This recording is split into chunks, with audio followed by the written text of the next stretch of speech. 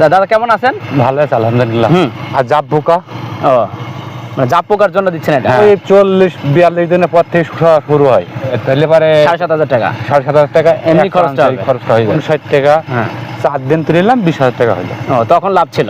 তো এই বছর কি আপনার মনে হচ্ছে লাভ হবে শশা চাষে? মনে হয় লাভ হবে না।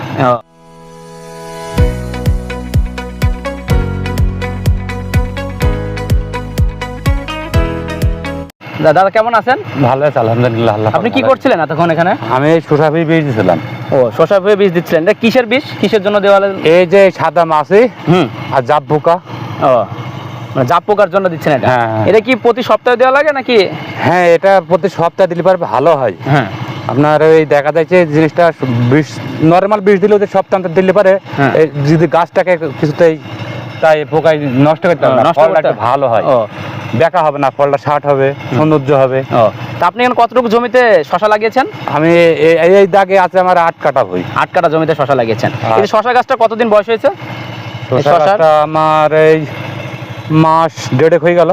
আপনার তো শশা ধরা দেখতেছি শুরু হয়েছে, এখন কতদিন পর আপনি শশা তোলা শুরু করবেন? ওই 40-42 দিনের পর থেকে শুরু হয়। মানে এখন যে হচ্ছে, আর কয়দিন পর থেকে তোলা শুরু করবেন? আর ওই দেখা যাচ্ছে এই ভরপুর শসা তোমার আর 1 সপ্তাহের মধ্যে শুরু হয়ে যাবে। আজ 10 কেজি হইলো। আজ 10 কেজি উঠাইছে? হ্যাঁ, খরানি তাপমাত্রা বললে এখন শসা খুব একটা ভালো হয়েছে না।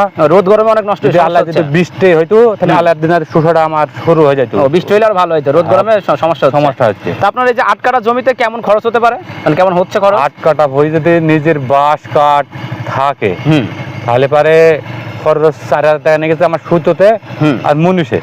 বাঁশ আমার নিজের। হ্যাঁ।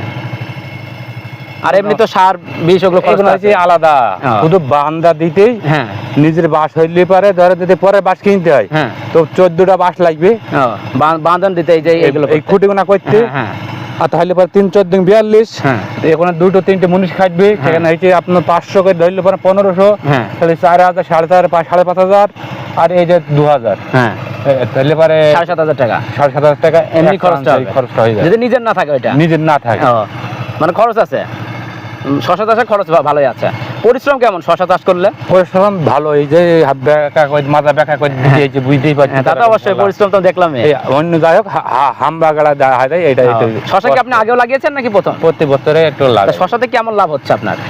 গতবার শসা লাগিলাম, শসা যে ধরা পাইলো বকরিদের 4-5 দিন তুলিলাম, মালটাও ধরা পড়লো। এই বইটাই 2 মন 1.5 মন করে শসা হইতো। বাজারটা ভালো, 40 টাকা 42 টাকা ছিল, 56 টাকা। নাস্টে পেলাম 59 টাকা।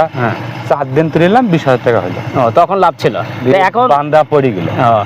এখন যে শশা উঠবে, এখন কেমন বাজার ব্যবস্থা কেমন? বাজার আজকে পয়লা তুলেছে, আব্বা তুলেছে, আমি ছিলাম না। এখন হয়তো 20 টাকা কি 22 টাকা হইতে পারে। তো এই বছর কি আপনার মনে হচ্ছে লাভ হবে শশা চাষে? মনে হয় লাভ হবে না। এই শসাটা লাভ হবে না। আবার যদি আগামী শসা একটা লাগাবো, শীতের শসা, শীতেরটায় আল্লাহ যদি দেয় তাহলে পারে। তা আপনি মনে করেন যে অনেকে আছে নতুন চাষ করতে চাচ্ছে, কিংবা ওরা বুঝতে পারছে না কি চাষ করলে ভালো হবে, তাদের জন্য কি শশা চাষটা ঠিক হবে? হ্যাঁ, শসা যদি আল্লাহ দেয়, এর উপর কোনো চাষ নেই। এর উপর কোনো চাষ নাই না, মানে একবার ধরা শুরু হলে তো। এই যে আপনি মনে করেন শশা ধরা শুরু হয়েছে, কয় মাস পাওয়া যাবে শশাটা? এটা খুব জোর হয় 1.5 মাস। 1.5 মাস পর গাছে আর শশা ধরবে না? না। তা ঠিক আছে, ধন্যবাদ। 3 মাস নাগান থেকে 3 মাসের আয়ু। 3 মাস আয়ু। হ্যাঁ, আল্লাহ যদি দেয় 3 মাসে এই ভুঁইটা মোটামুটি লাখখানেক টাকা বেচা করতে পারবে যদি আল্লাহ দেয়। 3 মাসের মধ্যে গাছ বড় হবে, শশা ধরবে, শশা বিক্রি হবে 3 মাসের ভিতরে। 3 মাসের ভিতরে যা হবে 3 মাসের ভিতরে।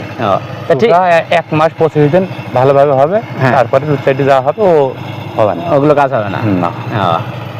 আল্লাহ দিলে পারে 1 মাসের মধ্যে প্রচুর দিতে পারে, অনেক দিতে পারে।